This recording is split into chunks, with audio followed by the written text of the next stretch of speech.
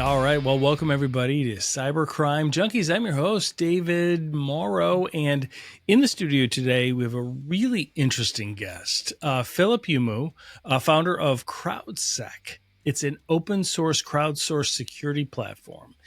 And he's going to walk us through, but it's really cool. He's joined us in the studio all the way from the other side of the world, which is really exciting. And CrowdSec, it's like a multiplayer firewall. It analyzes visitor behavior, provides adaptive responses to all types of attacks. And we know, based on what's in the news, things like this are absolutely needed. And who doesn't love crowdsourcing when we all kind of put things together? Philip, sir, welcome to the studio.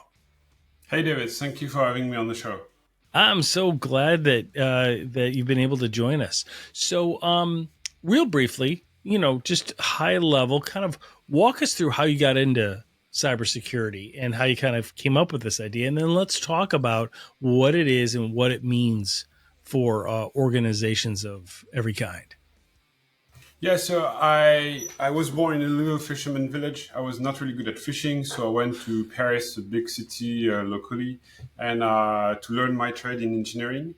Ah, And I met a guy, and the guy was actually one of the most prolific cracker of the time on Atari ST. So Atari ST, for the audience, is an old computer that was very good at gaming. Except, all you had to buy the software, and we had no money because we were 10. right. And one group was actually cracking them for us, so we would have them for free. That was so cool. So And when you say, so hang on, I don't mean to interrupt, but when you say yeah, cracking it, you're talking about like jailbreaking the game so yes, that you can access it. yes, they were removing the protection so we can duplicate them and share them amongst ourselves. As every great security expert started That's as a a that's a kid starting doing. point. Yeah. And so I met this guy 10 years after. He was like, "Yeah, that was me. Yeah." He was in my school, the same school. He was like, "Yeah, it was me doing this." Yeah. I was like, "But Really? wait, you're my age." Yeah. So when you were doing this, you were 10 too. So you were Yes. 10 years old and Yeah. you met this guy, and then like a decade later, you came back Yeah. and met him again. And he was like, yeah, I was Yeah. the guy that was able to crack into That all was these ridiculous. games and everything. That was And ridiculous. It was so good. It was just insane. And I was like, "So what are you doing now?" He's like, "I'm doing something in hacking and security, like cracking programs and so on, getting into the systems." And I'm like, "Show me, show me. I need to learn wow. that. It looks so fantastically cool." So I Oh, started that's so my cool. yeah. I started my career like this, and with shoulder to shoulder with this guy, and I started to learn a bit how you penetrate systems, and I became a red team pen tester, and Okay. then fast forward in time, I create my company. Okay. So you were enchanted by the Oh power yeah, that this guy demonstrated, right? Especially at a young age. You're a little bit older in your 20s, you meet up with him again, and then all of a sudden you're like, I want to be a red teamer. I want to be a hacker, but for organizations, right? yeah. That master power of being able to crack into things. What types of things would you hack into? Like was it networks? Was it applications, web browsers? What type of stuff were you getting into? So the browser thingy came later on. So Mm, really, it was like step by step. Back then, we were a lot in Ingress. We had like exposed servers and services. We're happy few. We knew each other, most of us, and we broke into other universities just to dredge on other girls we found cute in other places. Nothing bad, nothing. We're not stealing anything, but yet we knew how to do it. It was interesting. And then the dot-com bubble came in. I had yeah. my own company, and we had to test those websites. And we're like, "Guys, do you want to even try to defend them before putting them online? Because it's just too easy. Like, there's nothing to do. Like, you would sneeze and you would get a shell. You would get a full access to the machine, and you're like, and you want to build an empire on something that is made of paper. Well, be my guest, but I'm not sure it's going to work." So we had some few good years like this, but the problem is like service is like you have to hunt for your meal every day. There's no recurring Yes. money. Right. Exactly. And so you're telling me like back in the day when organizations were throwing websites on, you were able to get in super easy. That was insane. North of 99% of success rate. And then we started to implement things that only were known probably a decade or a decade and a half after, like things like DNS tunneling to hide Right. your connect back channel. When your malware was connecting back to you, it would go through DNS queries, which would be totally invisible. Even nowadays, it would go mostly invisible. So we had advanced techniques. We didn't even know it was advanced back then. We're Right. just using it because it was efficient, And then someone far more brilliant took over this part of the job, which was pen testing, and I did the hosting part, the MSP part, like making sure that it runs. I became a blue teamer because honestly, sticking to red teaming, you cannot have like a private life. You are constantly on the lookout to learn new things, new techniques. You're traveling a lot. You're working around the clock, and I was starting to age, so I could not do that as a full Well, it's time job anymore. intense, right? Like red teaming is very intense, and it's Yeah. very, as soon as you accomplish something, you've got to go on and move on to the next one. Oh yeah, it's a dope. It's a dope, and at some point, people come in the game and are just better than you are. I would compare it quite easily to a high level sport. Like if you Yep. are, I don't know, doing triple jump Mm-hmm. or I don't know, handball at a super high level, you won't be there forever. You will be Right. there until your 30s or something like this. It's the same, but for the brain, it's super intensive. You love what you do, but at some point you have to move on, carry on, and do some other things. So I went for blue teaming, defensive stuff, hosting, protecting things, and stop to break things. Yeah. And this is where I was thinking, you know what? Firewalls, as such, brilliant invention, Yep. but why would we consider a static rule set? Why would Right. you say like A is good, B is bad? Well, maybe Right. Because B it became changes bad. every day. It changes all the time. Yeah, It's fluid, right? absolutely, David. It makes no sense, right? It's like this person that knew him 10 years ago, he was really good at what he's doing. Yeah, Right. sure. But 10 years have passed. You know what? Maybe he's not anymore. And Right. maybe you didn't know everything about him. Maybe he's a drug dealer or a drug baron or something. And maybe he's Mm-hmm. a very, very bad person. So why would we have a static rule set to defend our online asset? Like saying, this is good, this is bad. It's not accurate, an accurate depiction of what happens. So around 2002, I wanted to have like dynamic firewalls. I would kind of adapt to what we see instead of just blindly trusting X or Y or Z. Right. It was not doable back then. It was just not doable. It was way too early. And then Right. in 2015, 2016, we started to revive the idea with my CTO. It was like, I think now we can pull it. We can do it. We can have like some kind of crowdsourced firewall, something like we would protect the machines. And every time an offense would be detected, we would block it, obviously, but we would share it with the world. We would share it with the servers, with the community to be sure that the others are proactively protected. So if you're patient zero, then the next one is already inoculated or protected, Right. and doesn't risk anything. And we're like, yeah, now we can pull it. Now we can do it. Okay. So, and then you created CrowdSec. Oh my! If it would be that simple, that would be lovely. No, I could not. I could not because I sold my company and I had some super complicated rule sets around the transactions. So I could not recreate the company for a while. I could not hire my guys for a while. Blah blah Sure. blah.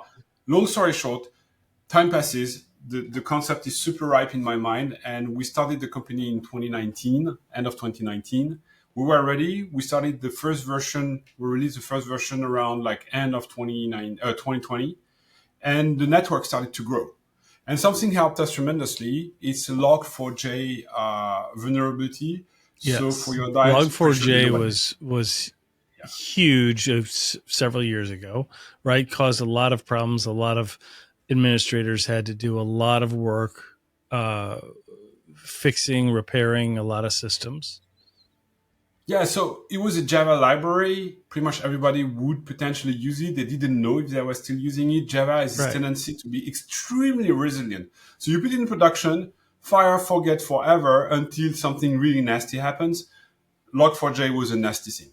It's a Right. 9 out of 9 quake magnitude. I know the scale is open, but you Yep. know, it was like terrible. And the guys were like, we don't know. We don't even know if we're vulnerable, but we don't want to find out, right? So fix it. And we're like, okay, well, we know what IP addresses are trying to actually poke a hole in your systems using Log4j. So we're going to share it free, right? We are Ah, just a startup. Let's make ourselves a name. We give it for free. The IP addresses that are trying to use your system and brute force your Log4j, right? It's a fair deal. It costs you nothing. right. And the network all of a sudden went from 3,000 users to maybe 6,000 users.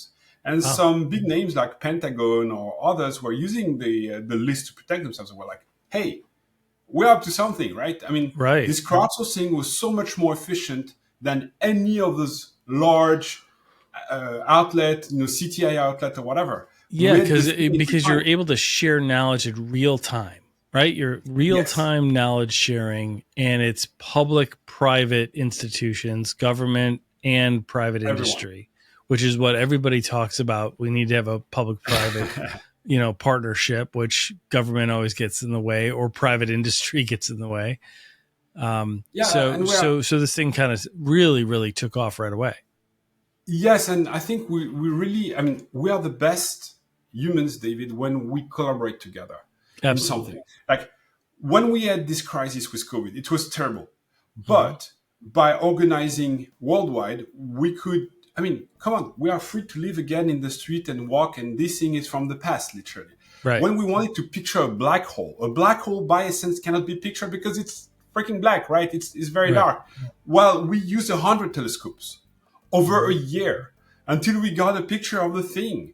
Hmm. When we had a problem on the road, Waze was created, and Waze Right. started to be so important that cities were planning the way they would reorganize based on the traffic they would see on Waze. So Yeah, and if crowdsourcing, there's any listener that has not tried the Waze app when you're traveling, it is the best because it's crowdsourced, right? You can find real time traffic. You can find out where the police are, where the speed traps are, where the construction is, where delays are, where there's an accident. accidents. It's fantastic. And this kind of operates in the same model in a sense, right? Only for firewalls. Yeah, they were a role model for us. Like Yeah. they are really important people. When we thought of our concept, we're like, it's so close to Waze. Instead Yep. of sharing the speed, the heading, where you're going, and the position on the map, which is what Waze collect to do its magic, we would Hmm. collect the timestamp when you were attacked, the behavior, how you were attacked, and the IP addresses that was attacking you, who is attacking you. And with only those three data, we are capable of curating the signal at scale with 250,000 servers working together saying, yeah, I saw it also. Yeah, me too. Or if all of us saw it, it's not a false positive. It has to be a real thing. So we should broadcast Hmm. this IP address until it's not nefarious anymore. But for as long as it is nefarious, for as long as it is reported by the network effect, then we should block it altogether. Yeah, that's fantastic. That's fantastic. So, how does somebody like walk us through what the platform is? I think what you just explained was very good because it you identify you have what 250,000 servers out there, right? And you timestamp when something happens, the IP address of who the threat actor Perpetrator, or yeah. right attacker is. You describe kind of how they're attacking, like what is the malware used, etc. And then everybody shares it. And when more and more when there's a bunch of people doing it, just like Waze, it kind of trends up, right? Like this is happening now, this is happening now. And then after a while, when people stop reporting it, it kind of goes away. Is that kind of how it works?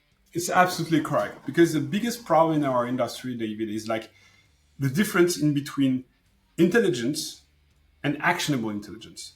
So Right. yeah, if I tell you there's a bunch of terrorists in Afghanistan, it's an information. Okay, we'll consider it. So maybe we'll tell the U.S. citizens that don't go right now into this area of the Right. world Exactly. The because you may be general at risk. area. Right. Yeah, it's a general information. You cannot do much about it. You're not going to send green berets there because you think there's someone.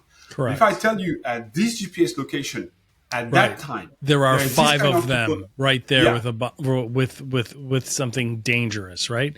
Then you can go in and you can strike. say, So right, it's you actionable. can take action.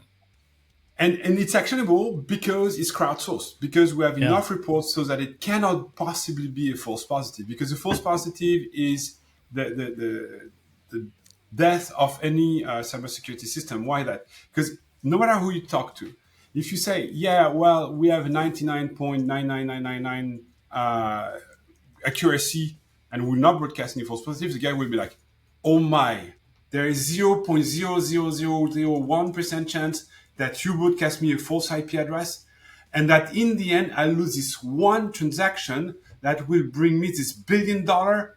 Wow, that's too risky. I cannot put it in production. I'm like, you know what? I mean, the odds that you're going to get a gold and someone is going to score on your servers and wreck you for $4 million is like 25%. But the fact that there's 0.00001% that you may lose a transaction of a pair of stock for $20, you prefer Right. to take that risk? Really?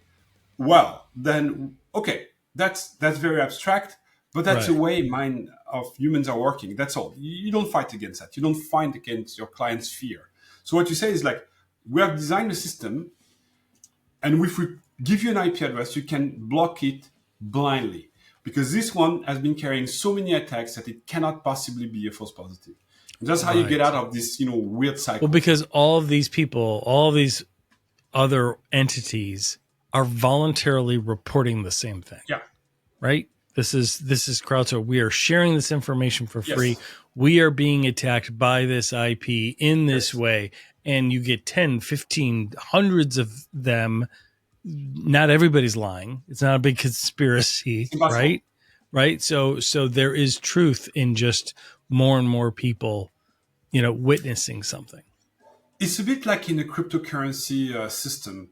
This blockchain, this layer one blockchain, like say Bitcoin or Ethereum, if you would Yep. try to rig the system and write something false into the ledger, it would cost you more than what you would get out of it. So Right. I'm not saying CrowdSec cannot be compromised. I'm not saying CrowdSec will never, ever, ever, ever broadcast a false positive. I'm saying like for someone to put a false IP address into our block list, it would cost him so much that it's just not worth it. You would have to spread over like 50 different servers, accounting for at least 10 different autonomous systems, so different areas of the internet, Mm-hmm. have passed their quarantine time of 6 months because before that we just don't listen to them, and in the end, eventually stitch a false IP address into the block list, into what we call the consensus of the network, just to lose it over Right. maybe 1 or 2 hours, because we would look into it, right? Yeah. And So then is there a all the network will be timeline? scratched. Yeah, is there a timeline that has to happen with this certain type of threat attack or from that? Or I mean, because it can happen pretty quick, right? Like it Oh yeah, can, yeah. Okay. the, the Because fastest we you had. said over 6 months, and I'm like, it's not like you wait six No, no, months no. for something. Sorry.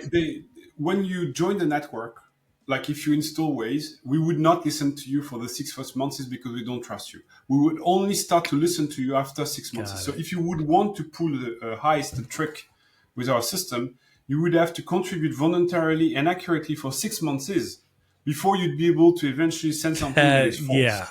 Okay, So so the that's ratio is just good. not good. Well, this is because it was designed by hackers, right? Like it's, Yeah. how a threat actor would think, and they'd be like, "Well, Yes. I'm just going to join real quick, and I'm just going to mess up their system just to do it," right? And no, you have to voluntarily engage in Yes. this for 6 months, and like hackers are going to be like, "I can do so much more damage today somewhere else. I'm just going to Doing move something on." else. Yeah. There you Entirely. go. That's the hacker mentality. I love that Entirely. mentality. And think about Yes. it, like if you have a network doing, I don't know, DDoS, for example, like the Yes. famous DDoSia, Infra Shutdown, Anon Sudan, all of these guys, they have the same system, all of them.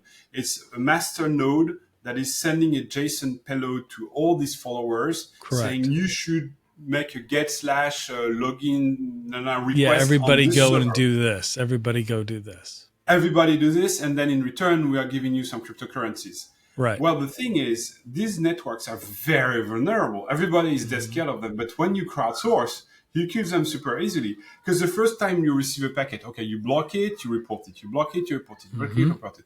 After a certain amount of time, you have the 3,000, 4,000, 6,000 machines that are involved in this network. All of them are flagged. And the Right. next one that is coming, when they change their focus to another target, is the target is using CrowdSec. Well, he's already aware that these 6,000 IP addresses are part of a botnet, and they should never ever be even listened to.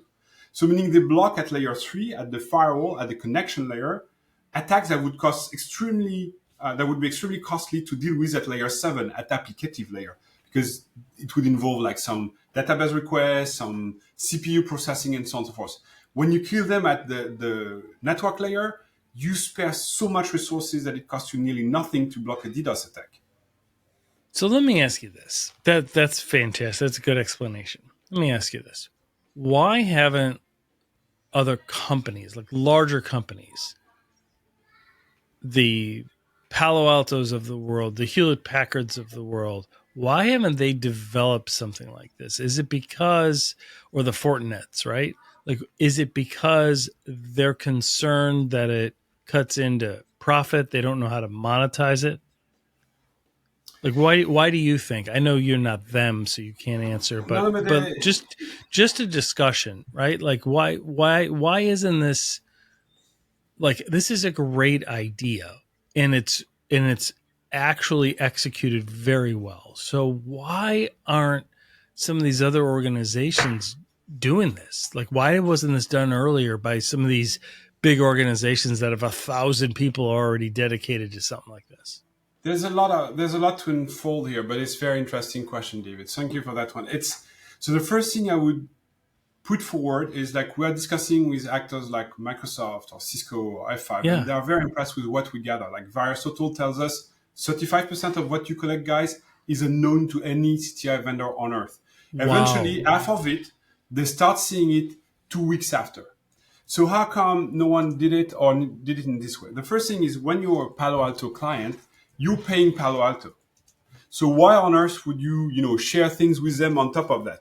It's really hard to incentivize your paid client to give you something for free in return, because then they would ask for a discount, they would ask for a lot of things. You could Hmm. do it in their backs, but they wouldn't like it, and GDPR wise, and there would be regulation that would apply. Yeah, I was The gonna say second, they could try and bury it in the T's and C's, right? They can try and bury it in the yes, fine print, then be like, "Hey, we're gonna still collect this data and share it with everybody."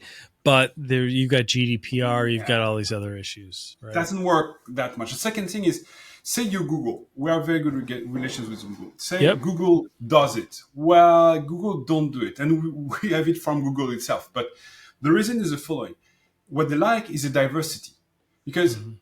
CrowdSec is used by like universities in Togo, or professionals in Finland, or very large corporations in the US, like sweatshops in Thailand, everything. So the diversity of the locations, type of businesses, the technologies they use, and so on, is immense. It's 185 countries. Okay, countries don't make sense over the internet, but gives you a taste for 100,000 users spread all across the world. Well, because there's different threat actors that operate and target all these different Oh sectors, yeah, right? and per Right, vertical like a and so certain on. type of threat actor and type of Yes, attack that's attacking a sweatshop in Thailand is not necessarily going to be the same one going after Google or going after a absolutely. manufacturing plant in the US. So you're getting all of that data.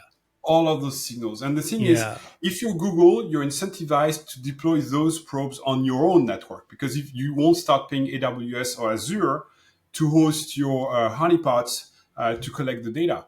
Here, we don't do this. I mean, our clients are using their CPU, their computing power, their machines, their Right. landline connections to process this locally.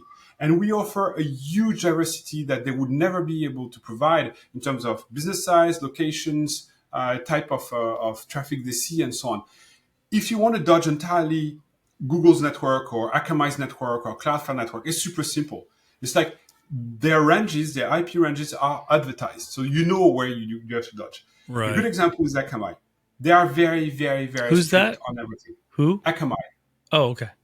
Akamai is a CDN. Of So course.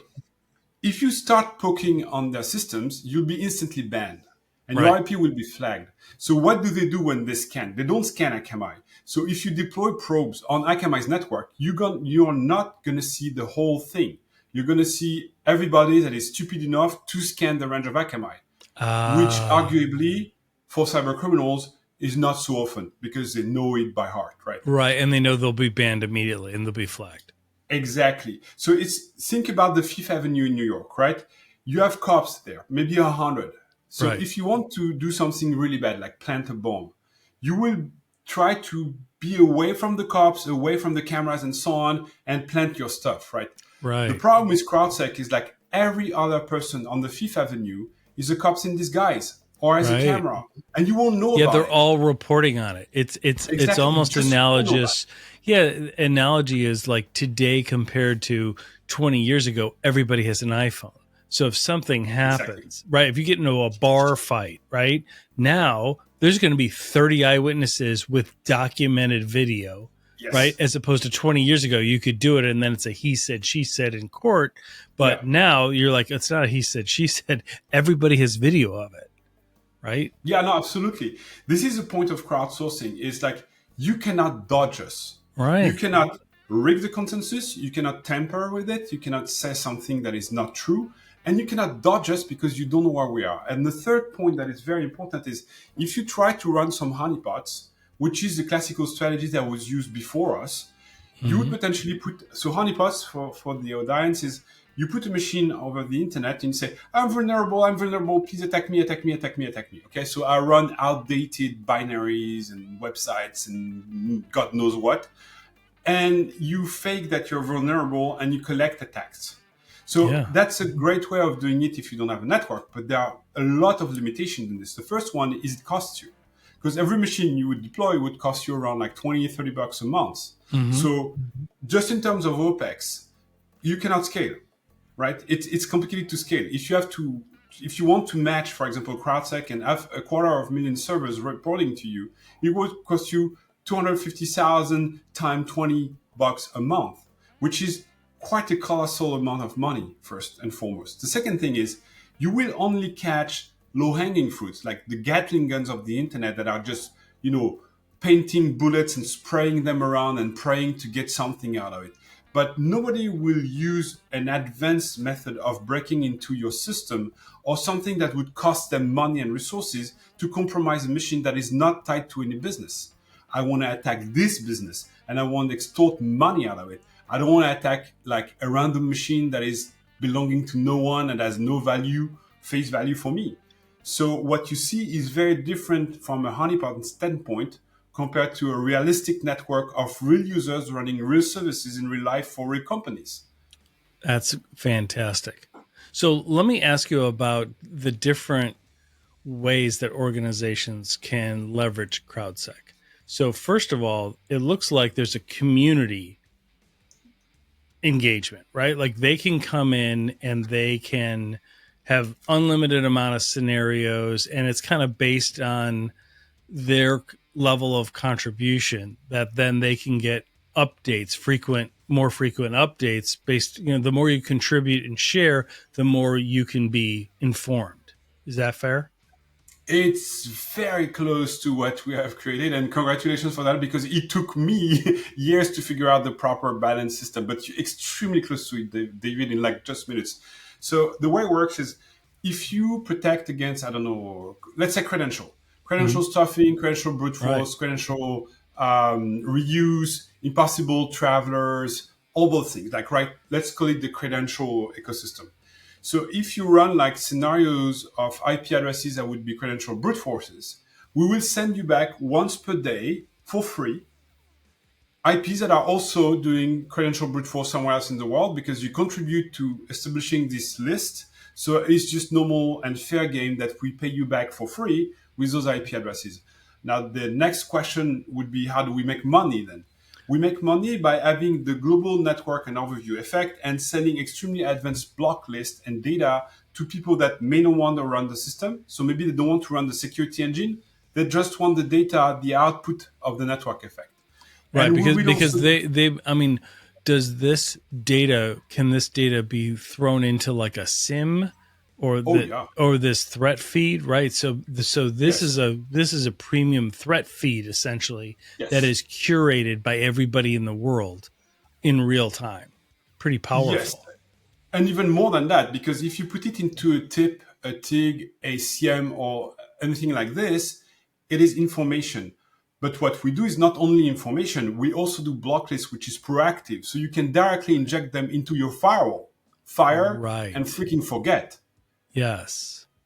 That's the next Ah, level. It's like, it's not reactive like body counting, like what happened? Oh, let's look into the CM. This IP was known. We should have blocked it. No, no, no, no, no, no. Put it into your firewall just directly. you This throw IP it won't. right in. You block Yeah, it right off the bat. You do it yeah, proactively. absolutely. So, say if you're a large company, say Apple or Microsoft or something like this, you wanted the data, refine them, torture them in the way you see fit for your infrastructure, and diffuse them the way you want. That's another game. So they take the whole data lake and they do their stuff with it, or they learn from it with Copilot. But if you are a smaller player and you don't want an SMB and you don't want to tinker with like, I'm not sure if I should put that in production. So, okay, what are you? You're a hospital in Right. Great Britain. Okay. And what do you fear? This, and okay, we have a block list specifically for that. IP addresses that are attacking specifically hospitals on a credential level, and we will add IPs that are specifically aggressive against UK infrastructure. Put this directly into your firewall. This is your magic secret recipe. This is the sauce of your burger. Put it into your firewall. Forget forever about it, because your firewall will then be updated every 5 minutes based on the network effect and what we see at scale. So and for listeners, like companies that have trusted this include Deloitte, Yes. Microsoft Security Copilot, Google for startups. You have, is it the Paris Olympics, the Paris Yes. 2024 Olympics, Le Monde, Credit Mutuel, Arcia, that's the one we were Mm-hmm. talking about earlier, and then some French things that I took Yeah, Spanish yeah, in no school, worries. so No worries. sorry. I No, no, can't no. pronounce it. So I don't want to insult everybody. I have lots of friends in France, so I don't want to insult them. Um, I always want to ask, I'm a branding guy. I like logos. I like mascots. What's with the purple dog with the glasses? Who's that? Is that like a dog that you came up with? Did your daughter come up with it? How'd you come up with that? So good one. The question was like, we have an open source software. So basically, when you're an open source company, you have to have an animal, an emblematic animal. So for example, for PHP, it's an Is there elephant. a rule that For, says that when you're an open source yeah, company, you got to have an animal? yeah, it's unsaid, but yes, there is, David. Yeah, for example, if you look Linux, it's a sort of a penguin. It's not really a Oh penguin, yeah, but yeah, whatever. yeah. You're right. You're right. Of course. Python Yeah. is a snake, obviously, right? Yes. Yes. So we decided we would have an alpaca. So they are actually not a llama, they are Alpaca. Oh alpacas. yeah, the alpacas. Yeah, yeah. And alpacas in Peruvian means policeman. And it means Hmm. policeman because they are keeping the herd It's a together, policeman animal. It's and a they prevent them police from falling animal. from the See, cliff, there's a right? story behind it. There There's is a story. always a story behind it. I love it, Always. man. That's so So cool. it cannot be alone because we are a crowdsourced system. And if it's two, it's a couple. So there needed to be at least three of them, right? Right. Well, and alpacas And are always in groups. oh yeah. Or Yeah. they would die otherwise. Right. Yep. Just like And so podcast hosts. Just kidding. So that's yeah. why we always interview people, because you don't want to hear me talk. So this is That's really why we cool. have three alpacas. Oh, I love it. I freaking love this. So we're going to have links to the site. It is crowdsec.net. So we'll have links in the show notes. Check this out because it is phenomenal. Now, can organizations join this at no cost? Even like Yes. So there's yeah, the entry level. there's limits. It's kind of like Waze in a sense that you can do the free version and then you get a limited amount, right? And you can do a paid version, you get more data and more actionable insight. Yes, absolutely. So the free version is extremely generous. The free tier is extremely generous. It's meant to be Yeah. used by the largest number because we consider that if you use the free version, you're paying us with signals. So you Right. already paying us. It's Exactly. fine for us. Everybody It's fine for us. benefits when you do it. Yes. So you can do this for free and then Yes. your information about what you're seeing gets shared with the world and that's okay. Yeah, and the point for us is to give you a reason to buy it. We don't Mhm. consider that it's open source and that would be fair that you buy. No, no, no, no, no. We have to be the one providing you functionalities that you would love and a good reason to buy them. So what we put in the mix, for example, here is you have a SaaS system, a SaaS companion that can industrialize all of your work with your machines, with your security engine, automate and replicate decisions, tell you if you're under a targeted attack or if it's like just random background noise, things like this, and much, much more. And on the other side of the spectrum, we sell the data to large companies like Cisco, Microsoft, and so on, so they can use them, or SMBs if they want, so they can protect themselves better. So worry not. If Well, you're it would using a help free with, product, yeah. you're helping us. Oh, yeah. I can see MSSPs using Yes. this. Um, uh, Yes. it'll help organizations with their application security, with threat hunting. Uh, it's really good. And then you can protect systems with like the real time block lists. Absolutely. And there are, so the limitations of the system, I should be transparent about it, is like we deal with ingress data, so Right. exposed servers over the internet, so that are receiving connection from the internet. We are not dealing with a workstation that are essentially looking for egress, so no, where not to connect. We tell you who not to peer with, whereas egress is who not to connect with proactively yourself. Of But it's course. ingress. And another pitfall that you should remember, maybe here, two of them, we are not CrowdStrike. I'm sorry about what happened to them. Very sorry. Yes, We you are had requests. CrowdSec. Yes, Yeah, it we had is requests different. at the support. We're like, guys, you destroyed our systems with your XDR. We're like, Were they we don't reaching do out to XDR. you? Now, hang on. And so we're recording this. This will be Yes. released, a couple of weeks later, but we're recording this right after the CrowdStrike incident, which even if you don't know who CrowdStrike is, and I've seen a lot of people that aren't in the security community call it CloudStrike, they're mispronouncing it, or they're calling it CrowdSec by accident. So CrowdStrike is the largest, behemoth of security platforms, and their EDR, their Falcon platform, rolled out an update and caused the blue screen of death to happen, and it crippled industries across the world. So we're not making a comment on that, but the point is people were reaching out to you guys saying, Yes. "Hey, why did you guys? How come I'm stuck in an airport? You guys wrecked us." We're like, "No, that's CrowdStrike, not the That's open another, yeah. source CrowdSec." Yeah, that was Uh, funny and not funny. I mean, mainly for them because you we're gotta very sorry laugh. for. It's in the when you're faced with catastrophe at that scale, how can you not laugh, right? Like you have to Yeah. laugh at some point because you're like, holy cow, you know No, it's terrible for them. I mean, I'm very it's sorry just for them because on terrible. top of that, And everybody the means software is well. rather good. Yeah, You know, assume good intent. Like people were trying to do the right thing. They didn't, could they have done things differently? Could they have tested a little? surely. That's the debate, right? That's what's up. Surely. And the Surely. second pitfall is like remember that on your keyboard the X and the C are very close to one another, and if you type by mistake an X at the end of our domain name, you're going to end up in a very different place because it would be crowdsex.net instead of Yeah, crowdsec.net, which please don't obviously do that. no, don't do A good thing I don't have my co-host on because he'd be all over that. So we don't want to do that. that. So, and then what are you doing with Microsoft Copilot? So walk us through that because Copilot is something that is really exciting for a lot of organizations. So how are you So guys helping with security with Copilot? I see that on the site. yeah, they came to us actually, the guys at Microsoft. This is where they are extremely pragmatic. You can tell Microsoft is pragmatic to the latest bit. They Hmm. came to us and say, "Hey guys, we asked our cybersecurity expert community what data feed they would like to see included into Copilot security, Sure. and your name popped out. So we Great. looked at your systems, and the API was pretty clear. So we used the free plan and integrated it into Copilot for tests to run tests. Should we show you? Can we show you?" Like, yeah, sure. So they are, hey, Copilot, tell us more about IP ABCD. And Copilot started to say, hey, it's coming from Detroit. It's known to do this and this and that for the last couple of weeks. Before that, it was doing this. CrowdSec recommend that you would block it because it's considered a threat as we speak. And I saw it into your logs here and here and there. And they were like, this is all your data. I mean, except for the log part, everything comes from your API. So should we strike a deal and people can use an API key on your system and add your information feed to Copilot? We're like, heck yeah, they can. Of course they can. Yeah, that's phenomenal. That's absolutely phenomenal.